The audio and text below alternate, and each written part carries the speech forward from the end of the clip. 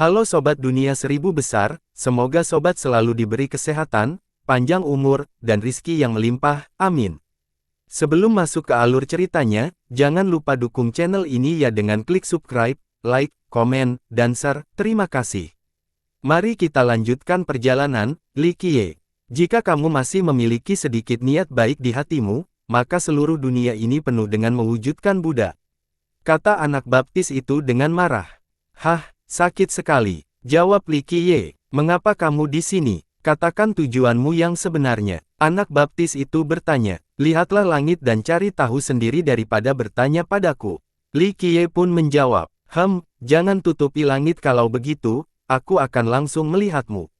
Anak baptis itu direndam. Dalam kasus ini, kesalahannya ada padamu. Kita harus berbicara dengan tulus, tetapi yang terjadi adalah ingatanmu yang kurang.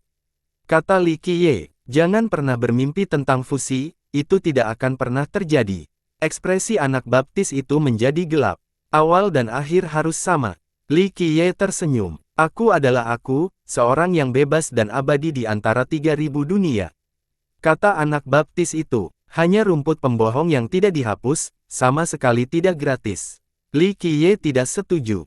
Itu bukan urusanmu. Rencanamu tidak berhasil padaku. Anak baptis itu mencibir. Kamu memang punya kekurangan, di mana letak kesenangannya? Tanya Li Qiye. Banyak sekali, tidakkah kau melihat aku sedang bersenang-senang? Kata anak baptis itu. Tidak. Li Qiye menggelengkan kepalanya. Saya melihat bahwa Anda masih menjaga dunia, meskipun dengan metode yang berbeda. Anda tetaplah Anda. Sudahlah, tidak ada yang bisa kau lakukan untuk membuatku setuju. Anak baptis itu menatap langit. Tidak apa-apa, aku di sini hanya untuk melihat-lihat. Ingat saja bahwa semuanya bisa dinegosiasikan, jangan terlalu ekstrim. Li Qiye tersenyum. Aku masuk akal. Aku suka diriku yang sekarang, dia juga baik-baik saja, kata anak baptis itu. Bagaimana dengan kakak tertuamu? Tanya Li Qiye. Anak baptis itu akhirnya tidak langsung memberikan tanggapan kali ini. Biar ku tebak, pernahkah melihat matahari atau menjadi iblis? Li Qiye tersenyum. Kaulah yang melakukan ini, ucap anak baptis itu dengan dingin. Saya tidak menyangkal keterlibatan dan tanggung jawab saya. Li Qiye berkata dan duduk lebih dekat ke anak yang dibaptis itu. Dulu aku bukan satu-satunya yang keras kepala, kamu juga setuju. Sekarang jujurlah dan tanyakan pada dirimu sendiri, pilihan siapa itu? Li Qiye menatap anak yang dibaptis itu. Yang terakhir bersinar dan pura-pura tidak mendengarkan, hanya fokus ke langit. Saya memiliki gambaran umum tentang apa yang terjadi di masa lalu. Li Qiye berkata, ada hal-hal tertentu yang tidak saya antisipasi, tentu saja. Masalahnya adalah Anda memiliki ingatan, tidak seperti saudara kedua Anda, tetapi Anda masih membiarkan hal itu terjadi. Apakah aku bersedia melakukan sesuatu? Kata anak baptis itu dengan nada sinis. Peluang akan hilang jika kau membiarkannya begitu saja. Ucap Li Qiye perlahan. Kami sudah melakukan apa yang seharusnya kami lakukan. Anak baptis itu berkata dengan dingin, jika ada yang belum dilakukan, itu adalah tanggung jawabmu. Benar, itulah yang sedang ku coba lakukan. Aku ingin mengakhiri semuanya pada waktunya, aku punya kemampuan dan rencana yang sempurna. Li Qiye mengangguk dan berbicara dengan percaya diri, siap mendukung setiap kata. Meskipun anak baptisnya tidak menyukai Li Qiye, dia tidak memiliki masalah dalam mengenali kemampuan pria itu. Tentu saja, ada beberapa hal yang perlu aku selesaikan, kata Li Qiye. Tidak usah, tidakkah kau lihat aku sedang dalam keadaan yang sangat baik? Anak baptis itu menolaknya mentah-mentah. Penderitaan selalu memiliki korban, hanya saat ini bukan kamu. Li Qiye berkata, jika kamu adalah orang yang menderita, apakah kamu akan menyanyikan lagu yang sama? Kamu bukan aku, jadi kamu tidak tahu maksudku. Mungkin saya akan bersedia menanggung beban itu jika dibebankan kepada saya. Kata anak baptis itu. Baiklah. Li Qiye mengusap dagunya, ada benarnya juga. Aku bukan dirimu sendiri, jadi aku tidak tahu apa yang kamu pikirkan. Penderitaan hanyalah penderitaan, tidak lebih. Aku bisa mengatasinya jika memang harus. Kata anak baptis itu. Anda tahu ada solusi yang lebih baik. Lagi pula, aku di sini sekarang, kita bisa melakukan hal yang lebih besar. Li Qiye tersenyum. Dari sudut pandangku, kau berpotensi menjadi sumber semua masalah. Semuanya akan berbeda tanpamu, dan mungkin akan lebih baik. Anak baptis itu mencibir. Li Qiye terkekeh sebelum memutarnya pada anak yang dibaptis itu. Ada apa dengan wajahmu itu? Anak baptis itu merinding setelahnya. Li Qiye mengulurkan tangannya dan berkata, kita berdua tahu bahwa alternatifnya tidak akan lebih baik. Dan yang terpenting, kamu tetaplah dirimu sendiri, tidak peduli seberapa keras kamu berusaha. Apakah kamu melarikan diri atau melupakan masa lalu, hal yang tak terelakkan akan terjadi. Hanya konfrontasi langsung yang dapat menyelesaikan masalah kita. Yang ku tahu adalah aku bebas sekarang.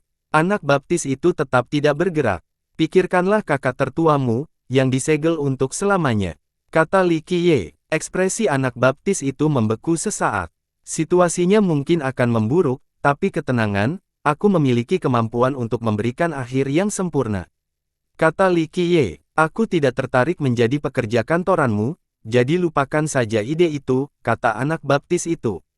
Tidak seperti itu, ini adalah tujuanmu, keinginanmu, alasan keberadaanmu. Ini tidak ada hubungannya dengan orang luar. Li Qiye tersenyum. Anak baptis itu mengerutkan kening dan tidak menanggapi lagi.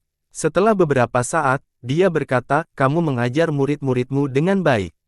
Saya tahu, mereka tidak pernah mengecewakan dan telah melakukan hal-hal hebat. Ucap Li Qiye lalu menambahkan, putramu baik. Anak baptis itu terdiam sejenak, namun akhirnya memelotot ke arah Li Qiye, enyahlah, aku hampir termakan kata-katamu. Kamu hanya berpose picik sekarang, aku hanya membuat komentar santai yang tidak lain adalah kebenaran, kata Li Qiye. Yah, kamu bicara dengan orang yang salah, aku hanya seorang pemuda yang bahagia sekarang. Masalah dunia tidak ada secara teknis denganku. Kata anak baptis itu, aku tahu, semua itu hanya sekedar awan yang berlalu untukmu. Bukan apa-apa, aku di sini hanya untuk menjulur, bukan untuk memaksamu melakukan apapun. Li Qiye mengangguk. Anak baptis itu tentu saja tidak membekukan dan memiliki ekspresi ragu. Aku serius, jangan bahas fusi lagi. Li Qiye tersenyum dan kecewa. Kau yakin? Anak baptis itu melihatnya dengan curiga. Aku tidak bisa memaksamu melakukan apa yang tidak ingin kau lakukan. Li Qiye menerima kekalahannya. Siapa yang tahu? Anak baptis itu memiliki kata, ragu, yang tertulis di wajahnya. Apakah aku orang yang jahat? Aku selalu menepati janjiku, bukan? Li Qiye tersenyum kecut. Itukah alasan kamu dikejar dari timur ke barat? Kata anak baptis itu. Oh, masalah ini. Itu bukan salahku dan putrimu yang cerdas punya pikiran sendiri. Aku hanya seorang saksi. Kata Li Qiye. Hah, kami sungguh berbelas kasih karena tidak memenggal kepala gagahmu saat itu. Kata anak baptis itu dengan nada meremehkan. Aku tahu kau bercanda karena kita berdua tahu bahwa kepergiannya tidak dapat dihindari, baik aku ada di sana atau tidak. Li Qiye berkata, jauh di lubuk hati, kau tahu bahwa kehadiranku tidak mempengaruhi apapun. Sulit untuk menyatakan, burung gagak membawa sial, mungkin bekerja sendiri akan lebih menguntungkan dan berhasil. Kata anak baptis itu, itulah keluarga, bekerja sama meski ada tahayul negatif. Li Qiye tersenyum, jaga mulutmu, kita bukan keluarga. Anak baptis itu melompat mundur dan menjaga jarak dari Li Qiye. Suatu hari nanti kamu harus setuju karena aku bersungguh-sungguh dalam masalah ini, bukan begitu? Kata Li Qiye, simpan ini untuk masa depan. Paling tidak, aku yang sekarang tidak ingin bersumpah padamu, gagak malang. Kata anak baptis itu dengan nada meremehkan. Baiklah, tidak perlu terlalu bersemangat. Aku hanya berkeliling untuk mengenang masa lalu dan bertemu dengan orang-orang yang aku sayangi. Kata Li Qiye, tidak, terima kasih. Anak baptis itu menamparkan nepuk jubahnya seolah-olah berusaha menghapus nasib buruk, tetapi jika kita benar-benar ingin marah, maka itu salahmu karena tidak mendisiplinkan mereka dengan baik. Bagaimana ini bisa menjadi salahku? Li Qiye mengusap dagunya. Pembunuhan itu sah-sah saja, tetapi hanya jika berhasil. Mereka sudah mencoba, tapi hasilnya malah kacau, kata pria itu. Kamu tidak bisa menyalahkan mereka atas hal itu. Bahkan kamu mungkin tidak mampu melakukannya, kata Li Qiye. Benar, dan aku juga ceroboh. Dao orang luar ini tidak seperti apapun yang pernah kulihat. Anak baptis itu mengakuinya, karena itu bukan dari zamanmu.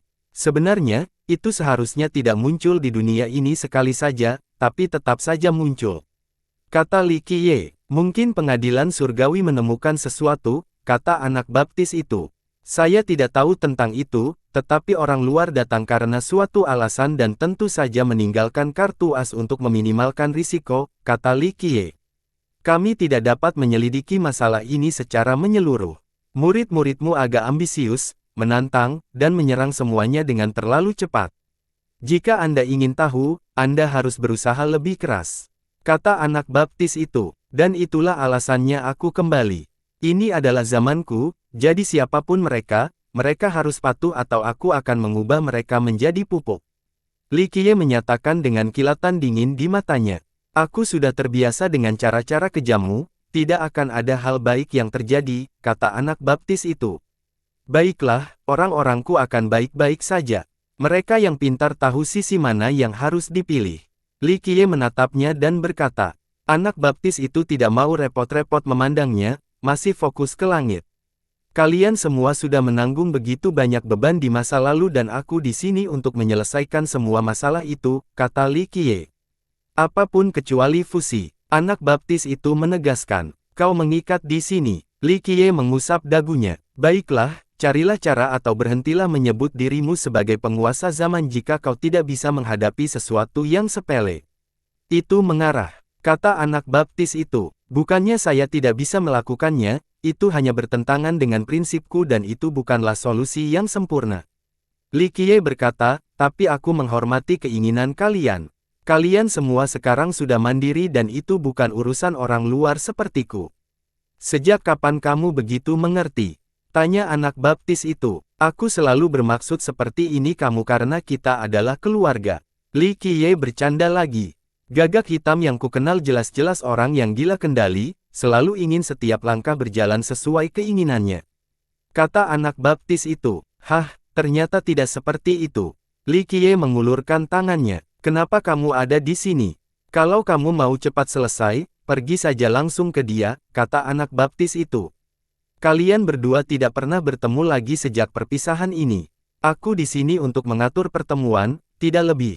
Kata Li Qiye. Tidak mungkin, aku tidak akan jatuh ke dalam perangkapmu. Anak baptis itu menolak dengan tegas. Jangan khawatir, aku tidak memaksamu melakukan apapun yang tidak ingin kau lakukan. Li Qiye menggelengkan kepalanya. Itu bukan pertama kalinya aku mendengar hal ini. Aku seharusnya membunuhmu saat itu. Kata anak baptis itu. Jangan berkutat di masa lalu, kita sudah dewasa sekarang. Li Qiye tersenyum kecut. Aku tidak akan pernah bertemu mereka. Aku tidak tahu trik apa yang kamu miliki untuk proses sebenarnya, tapi niatmu sangat jelas. Anak baptis itu direndam. Ledakan. Sebuah ledakan keras tiba-tiba menghentikan percakapan mereka. Seolah-olah ada sesuatu yang menabrak kubah langit itu sendiri. Zas. Portal menuju cakrawala kecil menjadi cemerlang. Li Qiye dan anak baptisnya mendongak dan melihat dinding kristal berbentuk oval bertumpuk satu di atas yang lain, membentuk penghalang untuk menutup wilayah ini dari dunia luar. Mending kristal, anak baptis itu mengerutkan kening setelah melihat ini. Gemuruh, suara ledakan terdengar dari sisi lain di leser firmamen. Meskipun demikian, suara ledakan itu masih terdengar melalui penghalang. Sesuatu telah terjadi. Li Zitian menahannya. Kabut gelap tiba-tiba muncul di tengah cahaya, bergelombang dan penghalang. Sesuatu tampak ingin keluar dari kurungan. Aku punya urusan yang harus diurus. Anak baptis itu menghilang ke dalam lautan manusia. Li Qiye tersenyum dan menenangkan sebelum pergi bersama kelompok itu. Mereka menemukan area baru di kedai itu dan melihat bahwa masih belum ada pelanggan.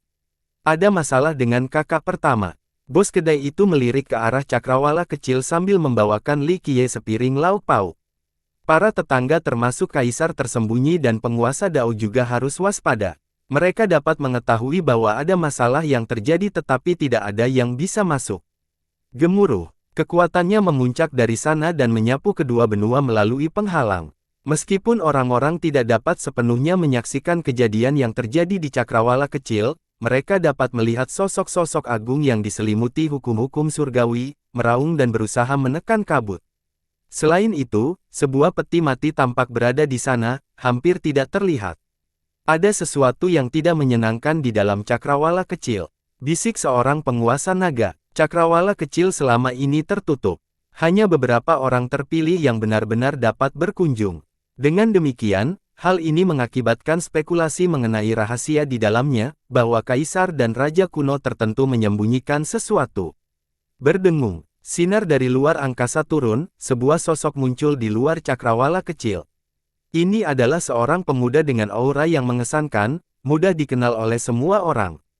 Xiao Qingtian dari sekolah Azure, kenapa dia ada di sini?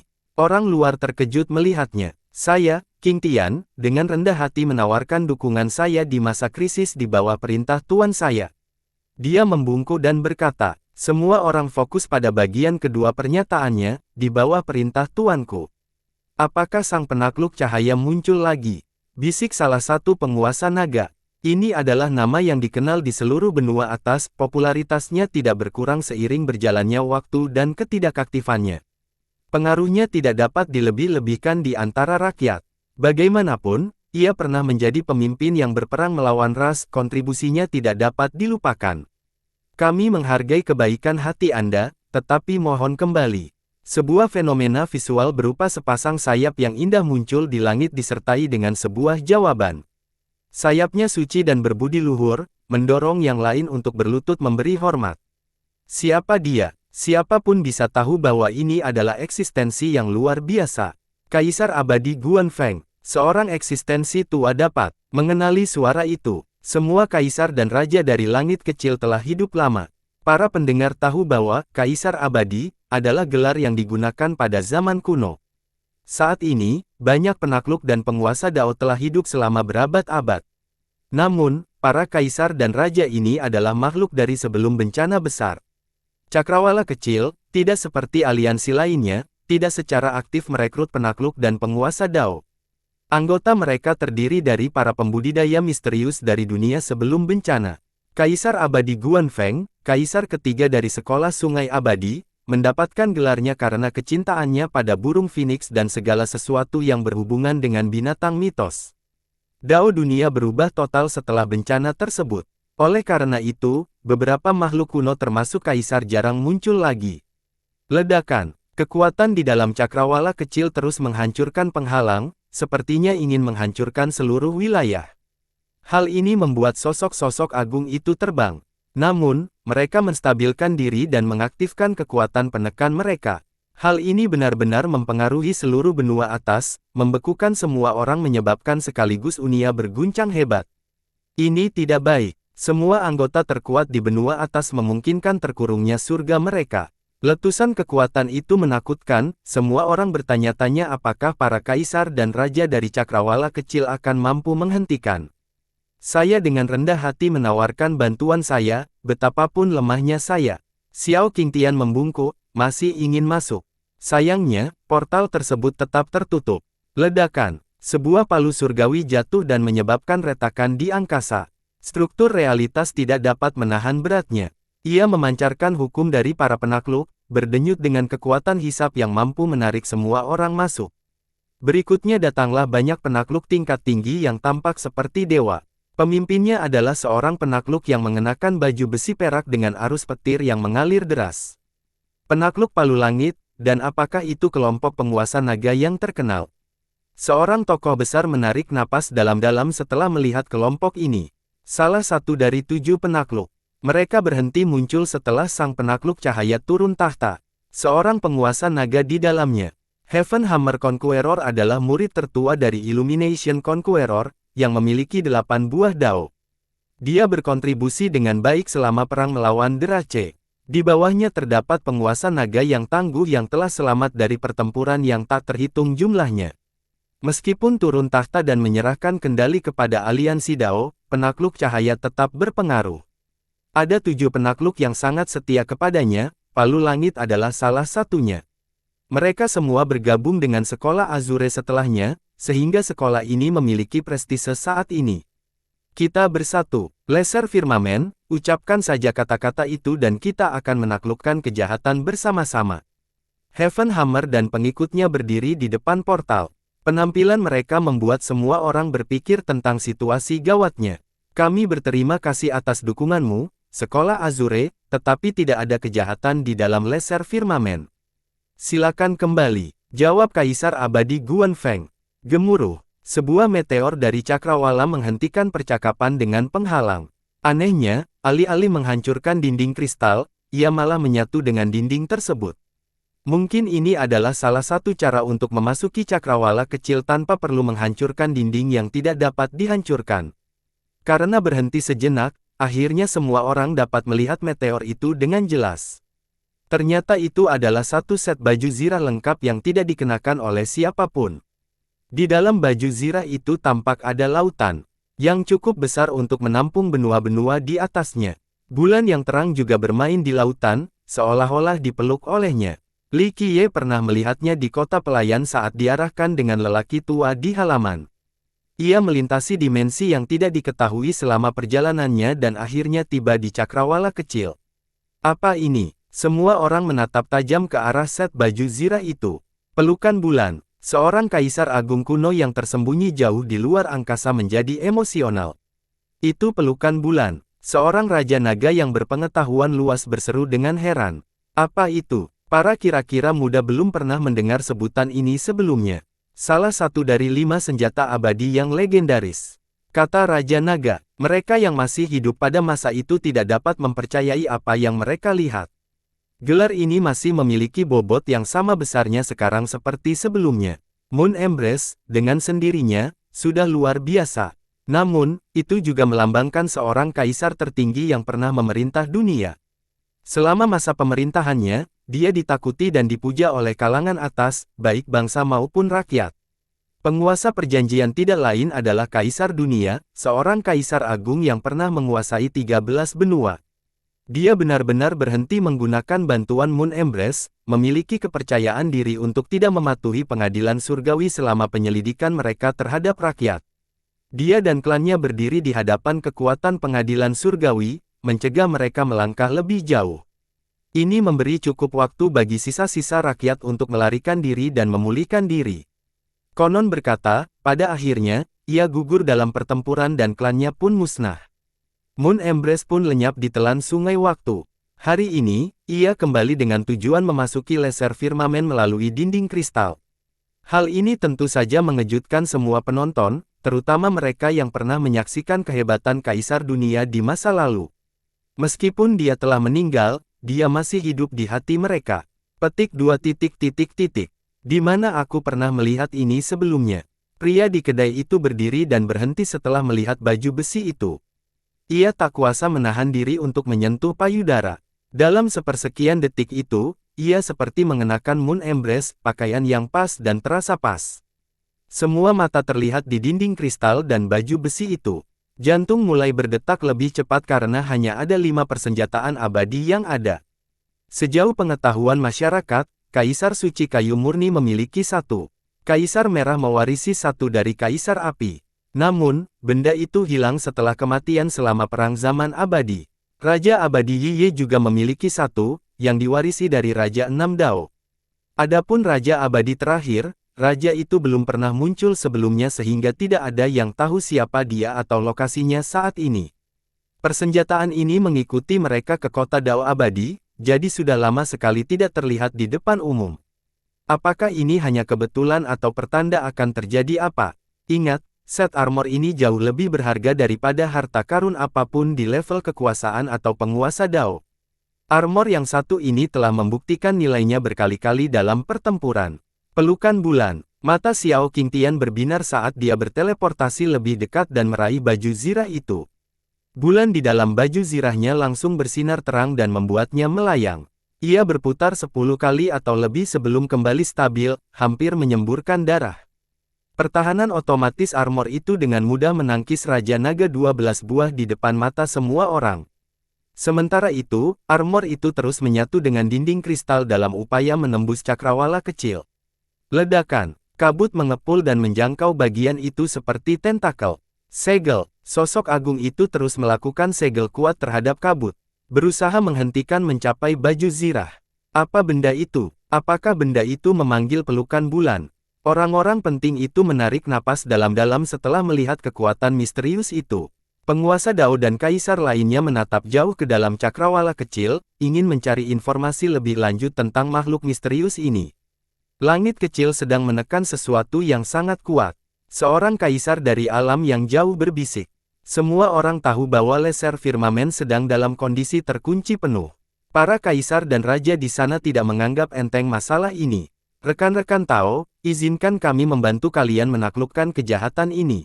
Teriak Heaven Hammer lagi. Tidak perlu, pergilah. Kaisar abadi Guan Feng tidak sesopan saat menolaknya. Orang-orang di luar saling bertukar pandang, bertanya-tanya mengapa cakrawala kecil tidak menginginkan bantuan apapun. Aduh, angin kencang menumbangkan gunung-gunung sebelum menghancurkannya menjadi berkeping-keping. Awan keberuntungan dengan garis emas muncul dan akhirnya semuanya. Awan itu menghantam dan menyebabkan langit kecil berguncang.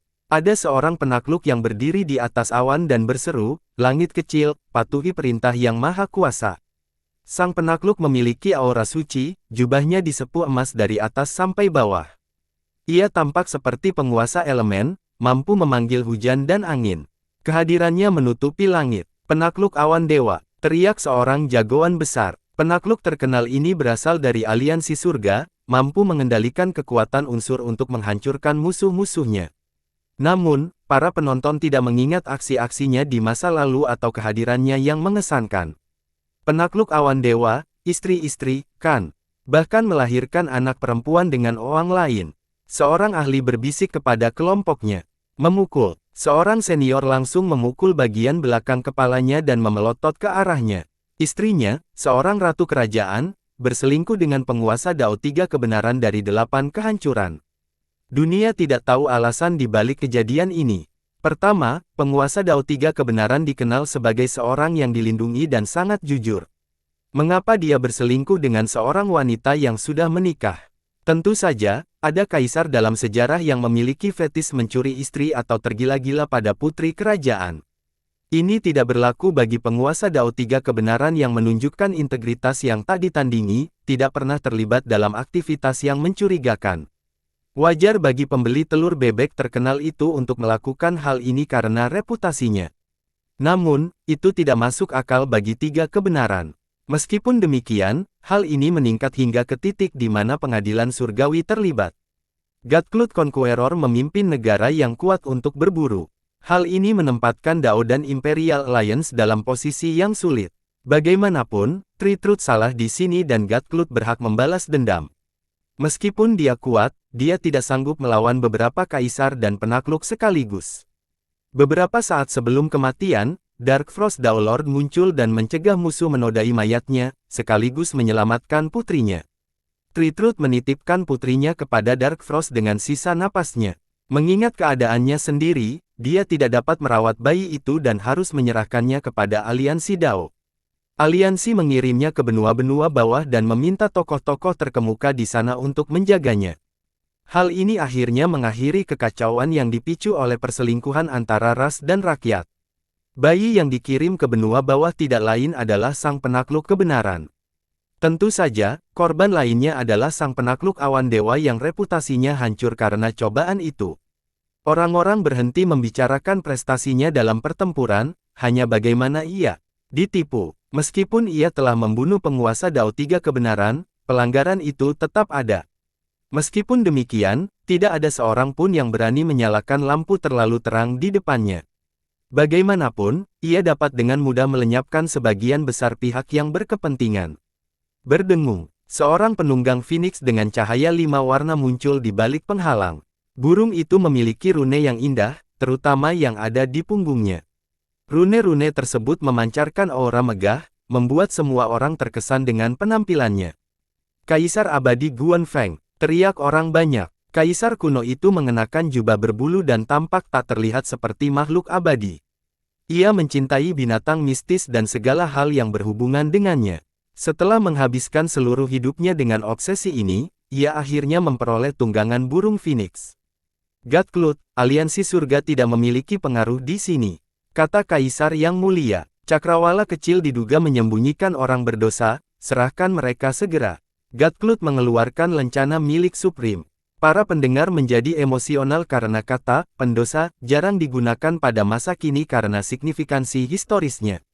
Mengapa Heaven Alliance mengangkatnya? Siapa yang disembunyikan cakrawala kecil? Sang kaisar menembakkan sinar ilahi dengan misteri kuno, yang dengan mudah menghancurkan lencana tersebut. Kembalilah dari tempat asalmu, aliansi tertinggi dan surga tidak bisa mengatur kita, kata Guan Feng. Puff, sebuah lentera tiba-tiba muncul ke dunia nyata. Cahayanya berdenyut keluar dalam bentuk gelombang dan mencapai wilayah tersebut. Di dalam cahaya itu ada seorang penakluk yang berapi-api. Alih-alih mendesis, apinya melepaskan ratapan para korban yang terbakar. Penakluk lentera, orang-orang penting pun mengenalinya. Awalnya sebuah lentera, ia berhasil mencapai Dao dan diakui oleh aliansi surga, dan akhirnya bergabung. Dia menunjukkan kekuatan yang luar biasa selama perang kaisar, membakar banyak dewa dan raja naga hingga mati. Teriakan mereka masih menggema hingga sekarang. Kami meminta jawaban, katanya sementara api berkedip-kedip, sepertinya ingin membakar cakrawala kecil. Laser firmamen tidak menjawab siapapun. Seorang pendekar pedang terpelajar meluncur di udara dan menyela, Dao Alliance ada di sini untuk membantu laser firmamen.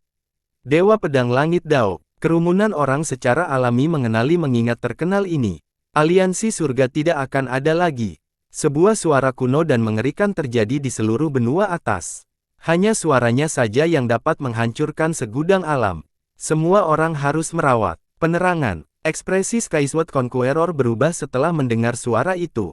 Penakluk cahaya, semua orang terkejut. Meskipun Illumination Conqueror tidak benar-benar hadir, katanya sendiri menyambar semua orang bagaikan kilat.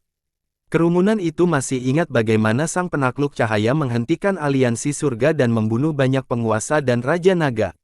Terlebih lagi, para penguasa dan penakluk Dao pun ikut tumbang. Karena pengaruh dan kekuasaannya, ia memperoleh banyak pendukung selama perang kaisar. Hanya beberapa orang terpilih yang memiliki wewenang yang sama di antara rakyat. Terlebih lagi, ancamannya tidak kosong karena dia kemungkinan besar bisa membunuh semua orang dari aliansi surga di kepadatan saat ini. Namun, cakrawala kecil juga pantas dihancurkan karena menyimpan ampas surga. Ini adalah bencana yang mengancam dan harus diberantas. Ia menambahkan, semua orang terkejut setelah mendengar ini. Beberapa menatap kabut misterius itu dan memiliki tebakan berbeda tentang situasi tersebut. Apa hubungan langit kecil dengan para penghuni surga? Tanya seorang pemuda. Menampung para penghuni surga. Tapi siapa? Mengapa? Sang penakluk cahaya ingin melenyapkan mereka. Seorang penguasa naga melekat pada dirinya sendiri. Laser firmamen adalah rumah bagi para kaisar dan raja kuno dari rakyat.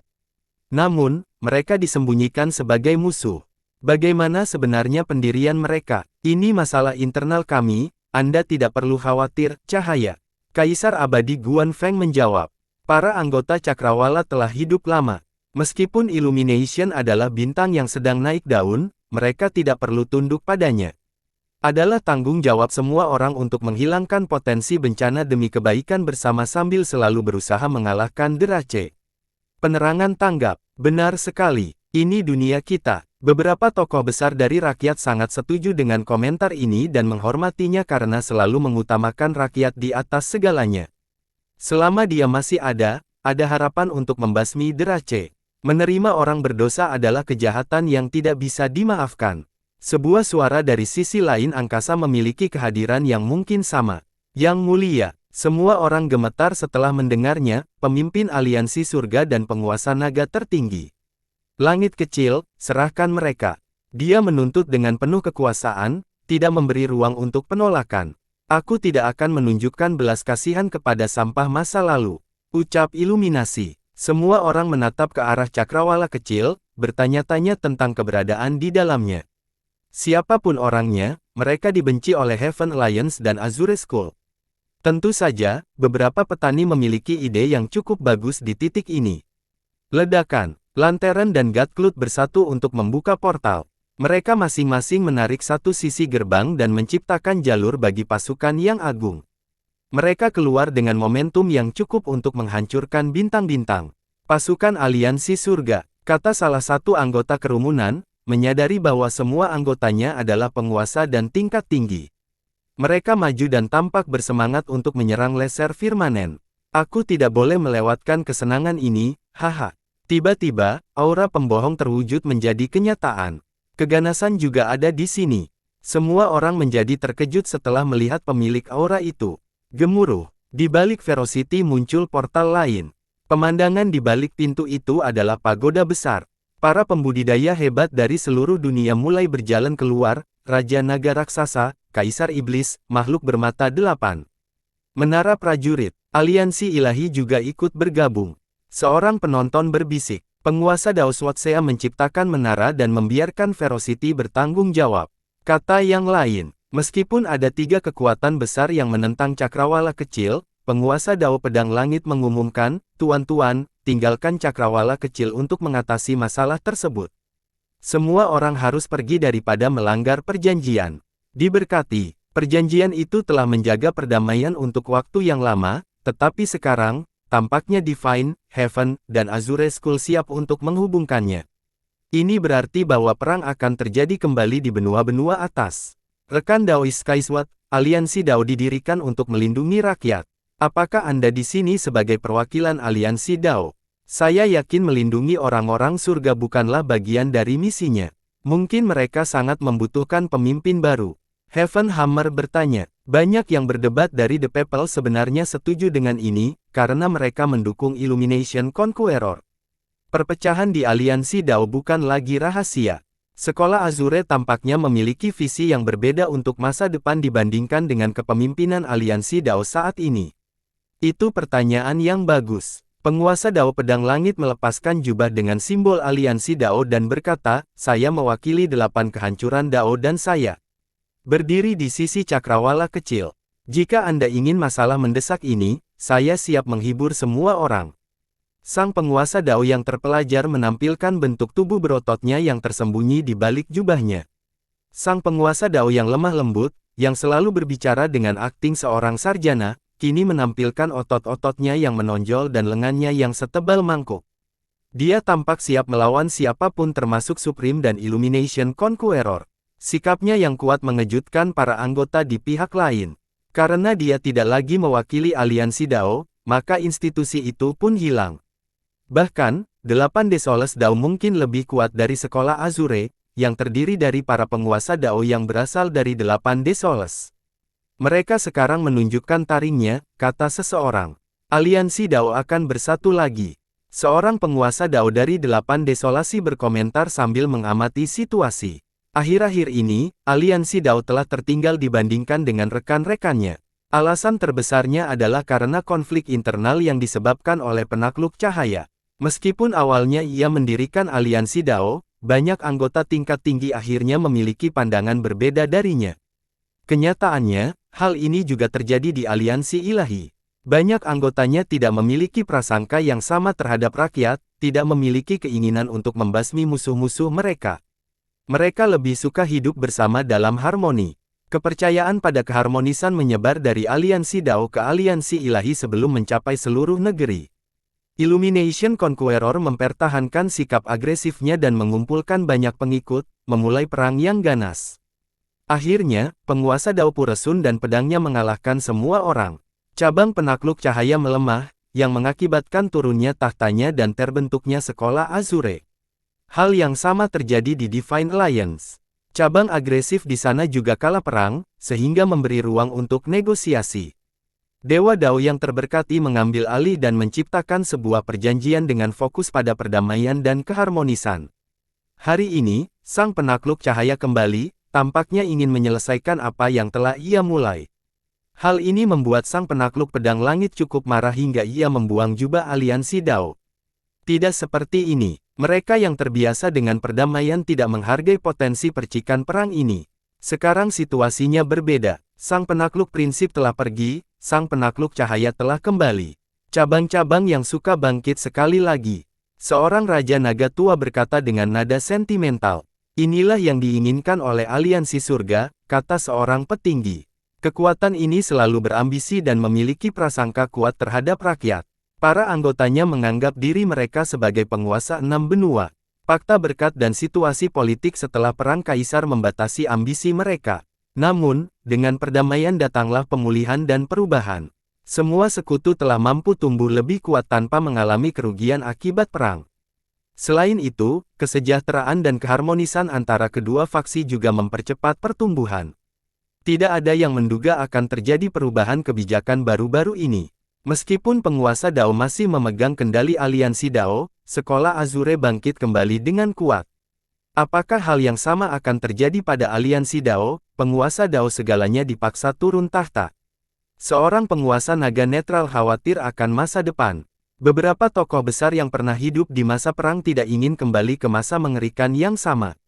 Selain itu, mereka akan dipaksa untuk memilih salah satu pihak, belum lagi dianggap sebagai umpan meriam. Saya pikir kita terlalu pesimis. Ingat, kita telah menikmati kedamaian bersama begitu lama, dendam bukan kebohongan dulu. Sang penakluk, cahaya tidak akan memiliki daya tarik yang sama. Seorang leluhur kuno yang kuat berkomentar. Sementara itu, penguasa Dao Pedang Langit menampilkan sisi lain dirinya, tampak geram dan siap membunuh Heaven Hammer dan yang lainnya. Kau ingin bertarung? Dia melihat sekeliling dan berkata dengan dingin, Illumination, Supreme, Swatsea, kemarilah.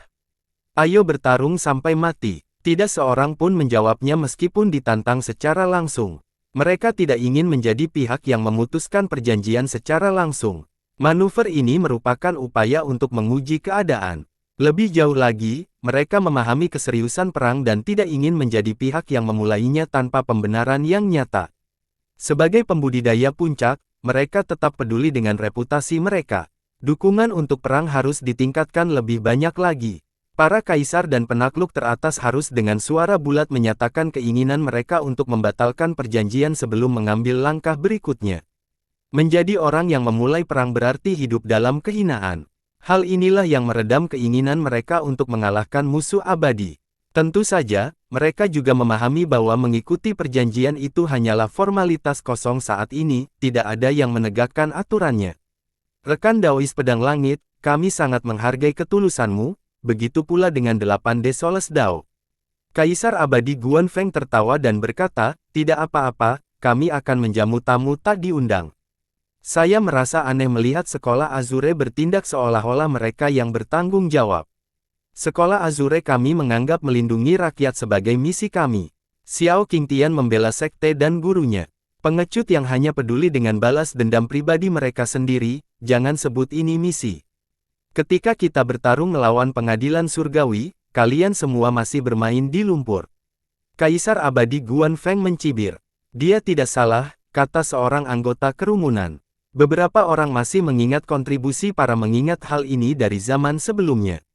Meskipun saat ini adalah era penguasaan Dao dan penakluk, mereka masih belum sepenuhnya menggantikan para pendahulu mereka. Azure School dan Illumination Conqueror dipuja atas prestasi mereka melawan Derace. Namun, dalam gambaran besarnya, apa yang telah mereka lakukan tidaklah penting. Kaisar dan raja yang tak terhitung jumlahnya dari rakyat sepanjang masa ke garis depan selama perang zaman kuno. Kebuntuan saat ini di 6 benua dibangun di atas darah dan daging mereka. Bahkan para sahabat puncak pun kehilangan nyawa mereka saat itu. Jadi, apa yang dilakukan oleh penakluk cahaya hanyalah permainan anak-anak jika dibandingkan. Tidak adil membandingkan kelompok Supreme saat ini dengan para kaisar puncak. Hanya mereka seperti pembeli telur bebek dan penguasa Dao Puresun yang memenuhi syarat. Guan Feng dan yang lainnya selamat dari perang sebelumnya sehingga mereka tidak takut dengan tantangan yang akan datang. Mengapa berkutat pada masa lalu? Serahkan saja para pendosa itu atau kami akan menghancurkan sekte kalian. Ancam Lantern Conqueror dengan pasukan di belakangnya. Kami tidak peduli dengan para pendosa atau apapun, serahkan Moon Embrace. Divine Alliance seharusnya disimpan. Keganasan tertawa, dengan jelas menyatakan niatnya. Sisa-sisa kejahatan ras Heavener harus dirusak. Jika tidak, kami akan mengecewakan orang-orang bijak yang telah mengorbankan hidup mereka demi tujuan besar. Kata Heaven Hammer tegas. Banyak penonton yang berkumpul setelah mendengar ini. Tentu saja, mereka tidak ingin ikut serta dalam perseteruan itu. Hanya beberapa penakluk ini. Seseorang tertawa dan portal menuju laser firmanen terbuka selama sepersekian detik, memungkinkan tahta dewa terbang keluar. Itu diselimuti oleh cahaya yang luar biasa, merenungkan hukum-hukum kekuasaan tanpa henti. Semua orang melihat seorang pemuda mengenakan jubah putih dengan motif naga sulaman di sepanjang tepinya. Dia membiarkan bagian atas jubahnya tidak dikancing, menampilkan dadanya yang berotot. Pria itu sangat tampan dan memegang cangkir emas yang penuh dengan anggur terbaik. Seorang wanita cantik yang mempesona menyandarkan kepalanya di lututnya. Ia memancarkan temperamen yang mendominasi dan bebas, sama sekali tidak tampak seperti seorang kaisar sejati. Mayoritas orang juga tidak tahu siapa dia. Kaisar abadi Yang Seng. Xiao Qingtian adalah salah satu dari sedikit yang punya ide karena pengetahuannya yang mengesankan. Tidak terlihat seperti gaya hidup yang sehat. Para petinggi terkejut melihat kaisar yang sangat berbeda dari gelarnya. Mendengar karakter dalam judulnya menggambarkan sosok kakek yang sehat, rambut abu-abu namun tanpa kerutan. Itu juga menyiratkan fokus pada pemeliharaan pikiran dan karakter untuk jangka panjang. Namun, pria ini tidak memenuhi syarat dengan konsep ini, baik karena usianya maupun perilakunya. Minum dan menghabiskan waktu bersama seorang wanita cantik adalah tindakan seorang tuan muda yang tidak bermoral. Mungkin seseorang salah paham saat memberikan gelar ini. Banyak orang tidak tahu bahwa dia adalah kaisar kedua dari tahta tulang segudang. Di masanya, dia sangat teliti dalam segala hal, makanan, pakaian, perilakunya. Segala sesuatunya selaras dengan dunia dan arusnya. Jika kenalan-kenalan di masa lalu dapat melihatnya, mereka akan berpikir bahwa dia adalah orang yang sama sekali berbeda. Ia menatap ke arah kerumunan sambil menenangkan kepala si cantik, tidak peduli dengan lawannya. Orang-orang tidak tahu bagaimana harus merasa. Benarkah mereka cemburu dengan gaya hidupnya atau meremehkan karakternya yang tampak buruk? Ada lagi yang mau main atau cuma Heaven, Divine, dan Azure? Dia menghabiskan cangkirnya dan si cantik langsung menuangkan lagi untuknya. Karena kalian semua ingin menghancurkan cakrawala kecilku, maka aku akan membantai kalian seperti babi. Dia tertawa dan bahkan lebih belak-belakan daripada Kaisar Abadi Guanfeng. Ekspresi para lawan menjadi masam. Kaisar Abadi Guanfeng dan penguasa Dao Pedang Langit, paling tidak, berbicara sambil mengingat status mereka. Yang Seng, di sisi lain, berbicara seperti tuan muda yang tidak berpendidikan, tidak peduli dengan citranya sendiri atau pihak lain. Berhentilah mengibas-ngibaskan ekor seolah-olah kau orang penting. Aliansi surga hanya terdiri dari anjing-anjing pengadilan surgawi, jangan sombong. Seperti sekolah Azure, sekelompok orang bermimpi dengan istri yang sudah meninggal dan sekte yang hancur berkumpul bersama. Aku meludahi apa yang disebut misi muliamu. Kaisar melanjutkan, karena begitu banyak yang berbicara tentang melindungi rakyat, pengadilan surgawi masih ada di sana. Luncurkan ekspedisi dan bunuh Kaisar Surga Nether alih-alih menjanjikan prestasimu. Dia bersenang-senang menghina. Yang lain saling bertukar pandang. Biasanya, para pihak yang menerima papan atas kecewa. Misteri Dao keluar dari mulut mereka, bukan hinaan. Kaisar ini lebih terlihat seperti seorang preman yang menyingsingkan lengan bajunya untuk bersiap menghadapi perkelahian jalanan. Saya lebih suka seperti ini. Seorang anggota berkumpul lebih menyukai cara ini daripada menggunakan cadar munafik. Mengumpat saat tidak senang, dan mengambil tindakan saat dihentikan. Berpura-pura menjadi pria terhormat sambil berusaha menghancurkan cakrawala kecil adalah hal yang tidak perlu. Saudara Yang Seng, harap tenang. Sebuah suara terdengar saat sungai emas muncul dan membentuk jalan setapak yang mendekati cakrawala kecil. Penunggang sungai mengenakan jubah kuning dan topi, tampak seperti seseorang yang menuntun jiwa ke alam baka. Dia muncul di luar cakrawala kecil dan tidak tampak mengesankan. Dia menyerupai seorang pria parubaya yang subur yang dulunya adalah seorang buruh. Saat dia berdiri di sana, tubuh fisiknya tampak berada di alam lain dan tidak dapat dijangkau. Orang-orang berpikir bahwa yang terbaik adalah menjauh dari sungai karena sifatnya yang mematikan. Mingdu, Yang Seng menatap sinis. Kaisar Abadi Mingdu. Banyak orang yang mengenali gelar ini, seorang tukang perahu yang misterius dan kuat. Sudah lama tidak berjumpa, Saudara Guanfeng dan Saudara Yang Seng. Mingdu menangkupkan pertemuan sambil tersenyum. Meski semua orang mendengar kisah-kisah menakutkan tentang kemampuannya, dia tampak cukup ramah secara langsung. Para kaisar kuno sedang berkumpul. Banyak tokoh besar berbincang satu sama lain. Jangan menjadi akrab sekarang, aku tidak mengenalmu, seorang kaisar dari 9 dunia yang bergabung dengan aliansi surga. Sungguh bermimpi, kata Yang Seng, tanpa menunjukkan wajah apapun. Tentu saja, ini juga menghina semua orang yang bergabung dengan aliansi surga, terutama para kaisar abadi.